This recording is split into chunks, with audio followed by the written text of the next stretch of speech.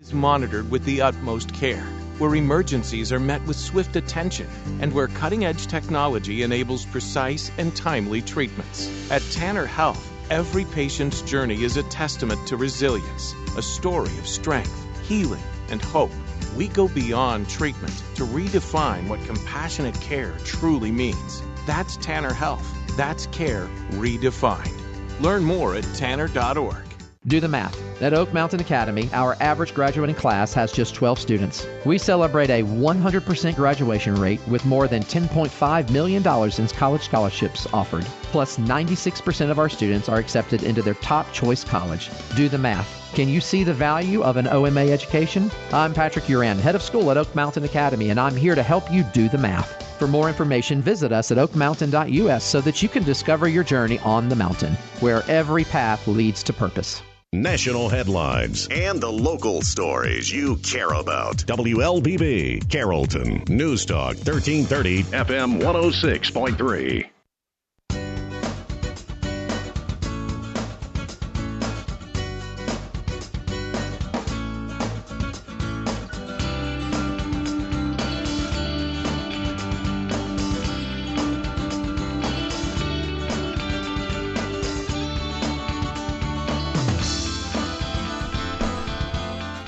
Good morning. Welcome to the Community Voice. I'm Steve Gradick, your host. Delighted to have you with us today. We've got a very special guest. We want to start out by saying happy birthday, America, 250 years, and happy birthday, Carroll County, 200 years.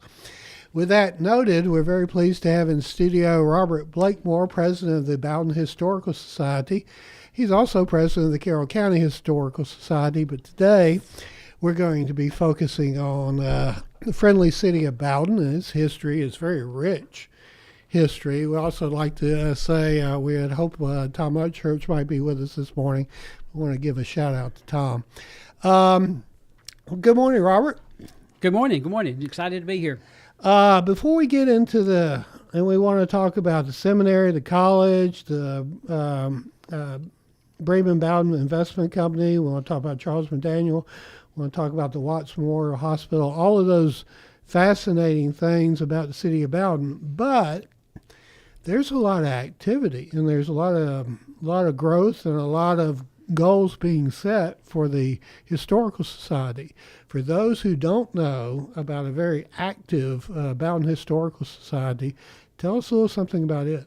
Well, I guess the society was formed in 1985, and I guess we've been active since, gathering the Bowdon's history. Tomorrow, we're going to be hosting the National Society of Colonial Dames, 17th century, the William Walford chapter. They're going to be placing a historic marker on the Shellnut House. So we'll have a ceremony for that tomorrow at 10. And then we're also working with this is something new, we're working with the middle school and the elementary school. The middle school is going to come, and we're going to do an architectural tour of Bowdon. It'll be a walking tour. And then the elementary school, they're going to come, and they're going to spend, each grade will come, and we'll be here for a week. And we'll be doing like a Pioneer Day. It'll be a 3-hour session where they're going to be talking about, we'll be teaching them. I know in the Shellnut House, they're going to be doing homesteading, but they'll actually knead the bread and take a sample home to be baked, where they could bake it. And then we'll also be talking about the medicine from the 1850s, what they did medical in the community, and then the rise of the textile industry in Bowdon, and also how, I guess, the importance of the railroad as it came into Bowdon, and how it helped Bowdon really grow as a community. Obviously, a very active historical society, but it's a little bit confusing. You mentioned the Shellnut House, but there's also the Historical Society right now is located in formerly what was a church. Yes. And it was a meeting place in a church. Well, I guess originally it was the Methodist Protestant Church, built in the early 1830s, and it was kind of part of the college campus.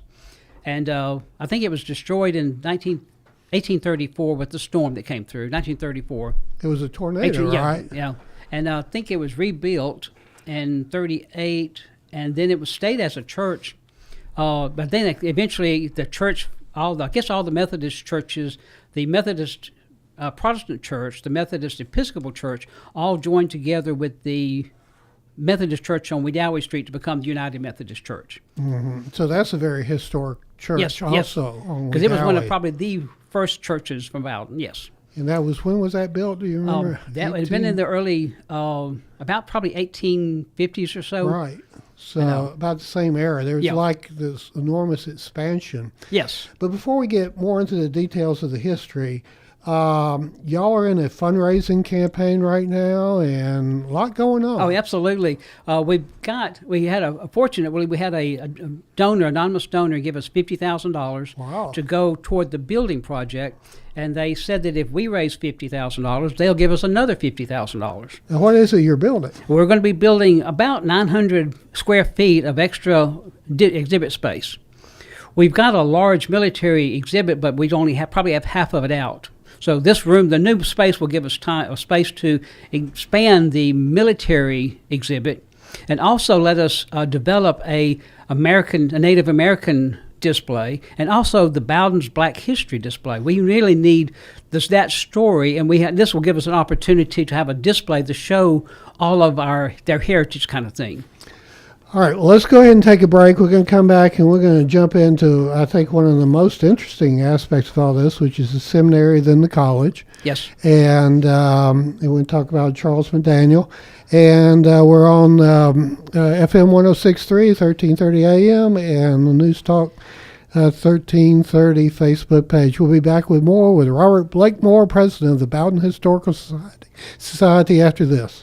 Imagine a place where every heartbeat is monitored with the utmost care, where emergencies are met with swift attention, and where cutting-edge technology enables precise and timely treatments. At Tanner Health, every patient's journey is a testament to resilience, a story of strength, healing, and hope.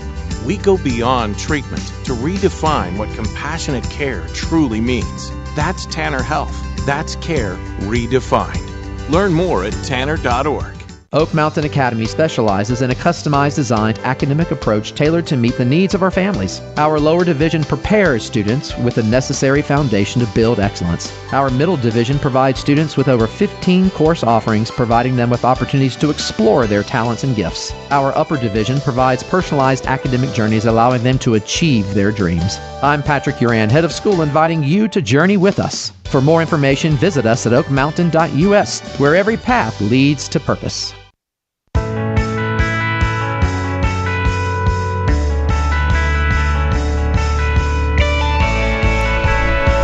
Good morning. Welcome back to the Community Voice. Robert Blakemore, president of the Bowdon Historical Society, is in studio as we kind of note and celebrate 200-year birthday for Carroll County.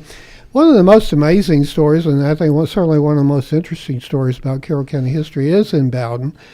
And the beginning of what was a seminary that became a college, and the life of Charles McDaniel, who, as I understand, was a graduate of Emory. Yep. And came to Bowdon to operate the seminary. Kind of give us that early days, or there may have been somebody prior to that. I know that W.W. Fitz, he was a doctor of education, and he, started the first school in Bowdon. Okay. And then he brought his friend McDaniel to help him get the school off the ground and started, and help with the teaching responsibility. And then later, when Mr. Fitz decided to go to medical school, he actually, after he completed medical school, he came to Carrollton and practiced medicine at what is now the People's Bank Building. He had a practice there, but he became a medical doctor as well. Because that's when there was a clinic. Yes. Only a clinic in Carrollton. And then he brought in John Richardson at that point, and they were the ones who had, I guess when the two of those teamed together, they didn't want to wait for the state to constitute the college, so they started Bowdon Collegiate College, and it was basically, a seminary then became the college, and started accepting students, and it was a 2-room log cabin. They had a classroom, and on the other side was a laboratory that they used. But it grew very rapidly. Yeah, it grew rapidly. It was a popular, they were the 5th college to be formed in the state of Georgia.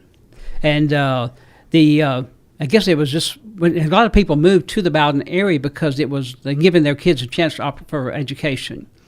And, but it grew from there, and then it quickly, they built two-story wood frame building, and the college moved into it. And then it kept growing, the classes.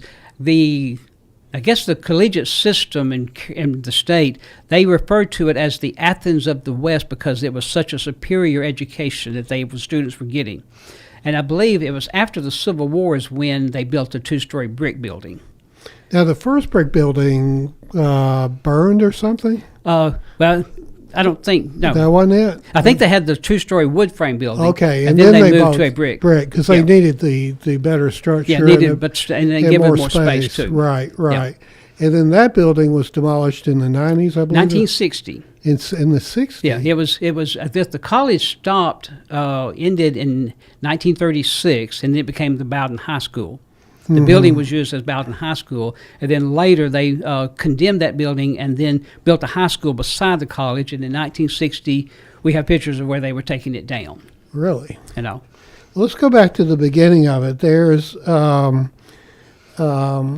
it was the first coeducational institution in Georgia. Is that right? After Civil War, when the soldiers were coming back into town, the state had a kind of a GI Bill that they would offer the soldiers and give them some extra training. And then when that funding ended, I guess the college is like, we don't have any money to keep it open. So that's when they started accepting the co-ed. We went co-ed. So they started accepting some of the ladies from the area. And I guess Bovina Rooks, she was from Bowdon, but she taught in Carrollton. She was the first one. Yeah, she was the first woman to graduate from Bowdon College. Huh. And then many after that. But I think they stayed open 2 years after that, and then the funding just dried up. So she was possibly the first in the state or one of the first in the state? Yes, from a co-ed college, yes. Wow. Let's go back. Tell us about Charles McDaniel. Charles McDaniel, I know that I guess it was kind of, both of them were well educated. And then during all the students from the college, except for two, went to fight in the Civil War. And they closed the college down temporarily during that time. And that was, I looked that up, that was 130 students. Yes. And without hesitation, all of them except two. Yes. And we were talking about that prior to the program. One didn't have any arms, disabled, and the other one was blind. Yeah.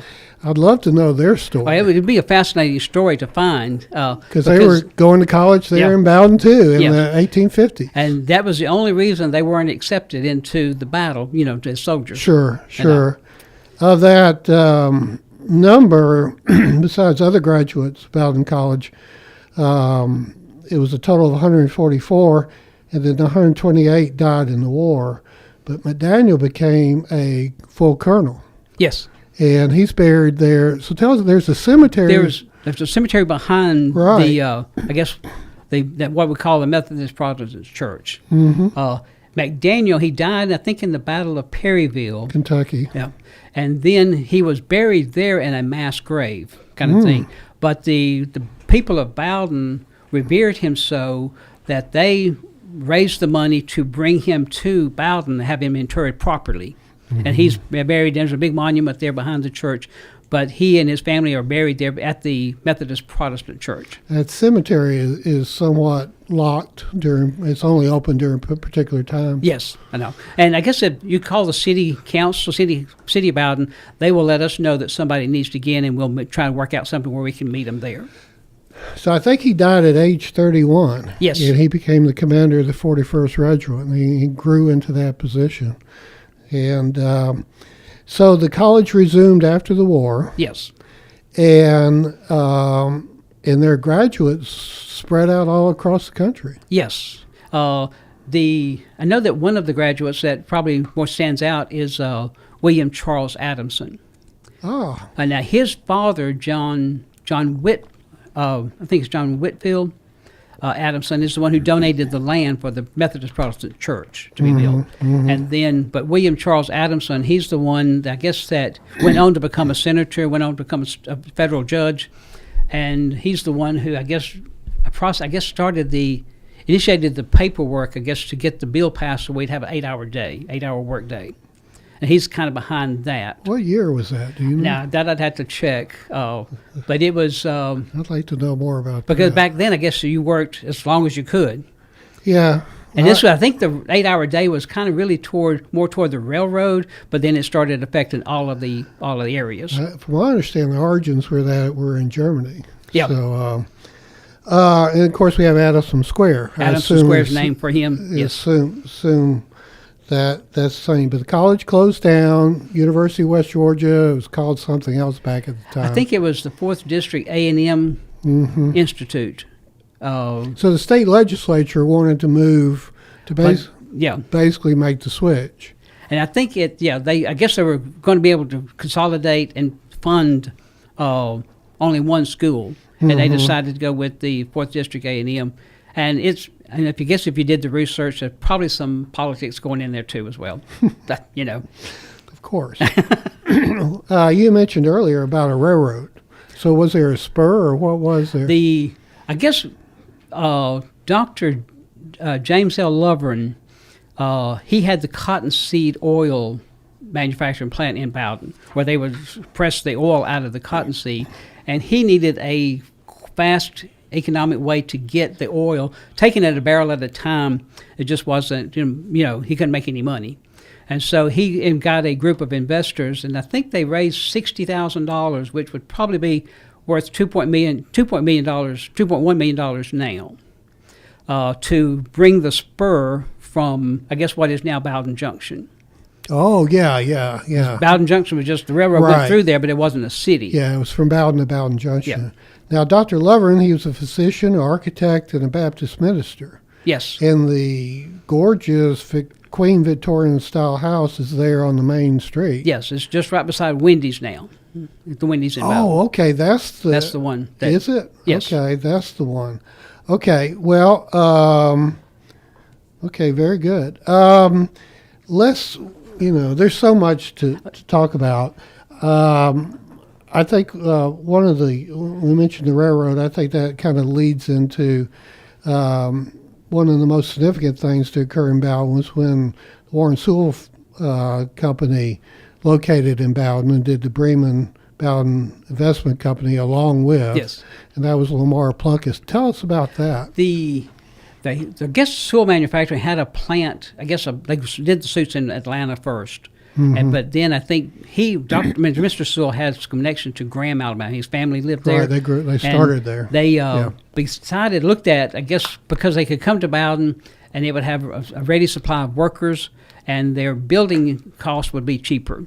They wouldn't have to pay as much for the buildings and things like that. So they started a plant in, I think, 1933 in Bowdon. And it was probably the first job for a lot of the ladies in the community. They left the fields and started earning a wage. And that really kind of set the town off, because after they started earning money, granted, I think it was like $6.50 a week, but still, that was a lot of money back then.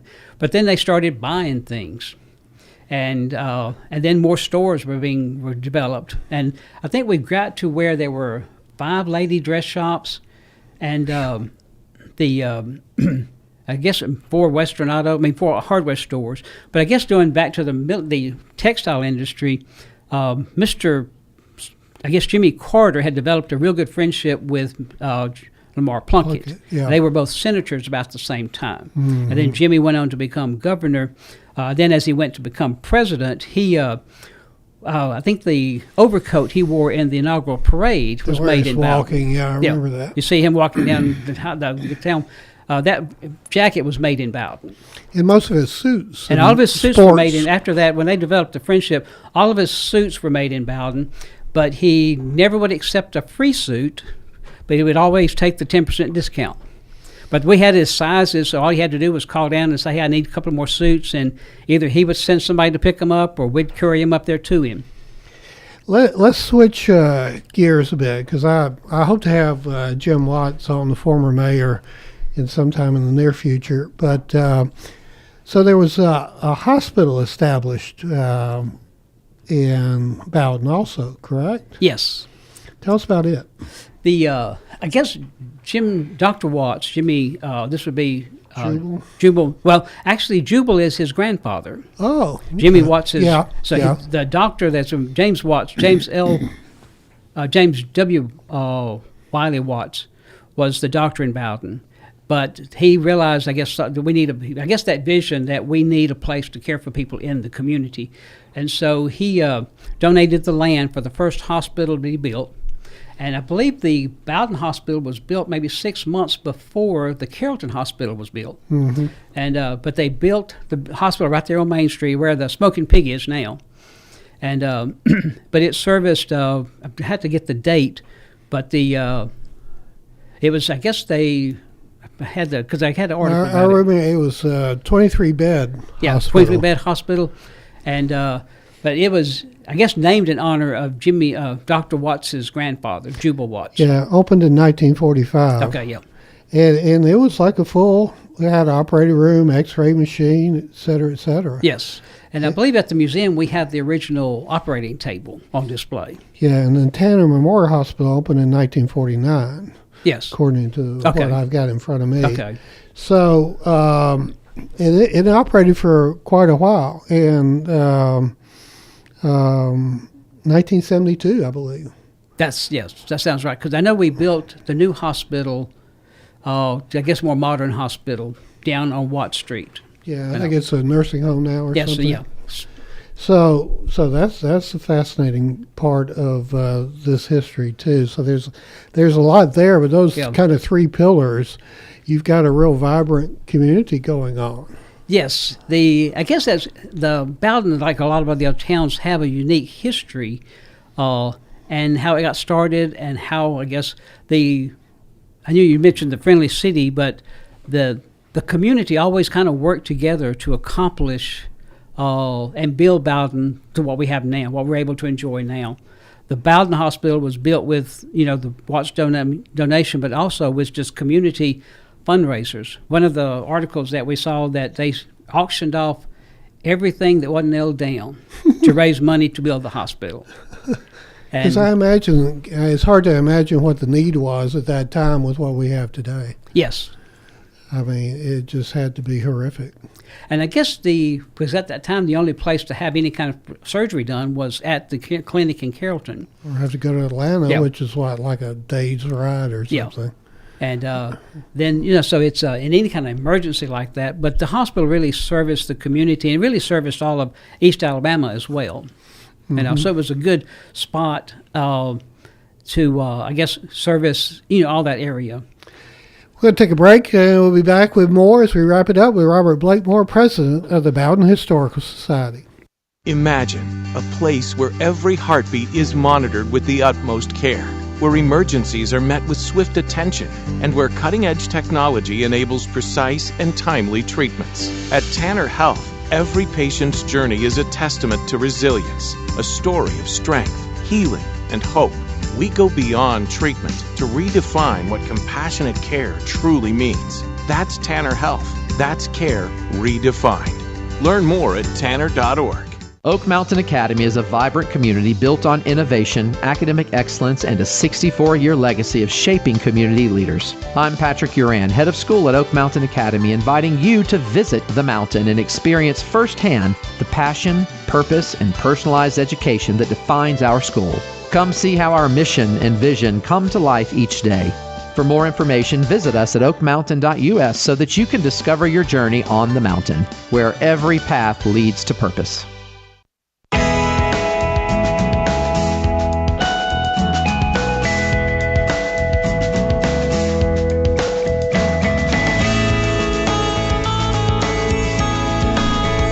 Good morning. Welcome back to the Community Voice. I'm Steve Raddick, your host. We're glad to have in studio Robert Blakemore, president of the Bowdon Historical Society, and I'm going to get him back, and we'll have him to talk about Carroll County in general.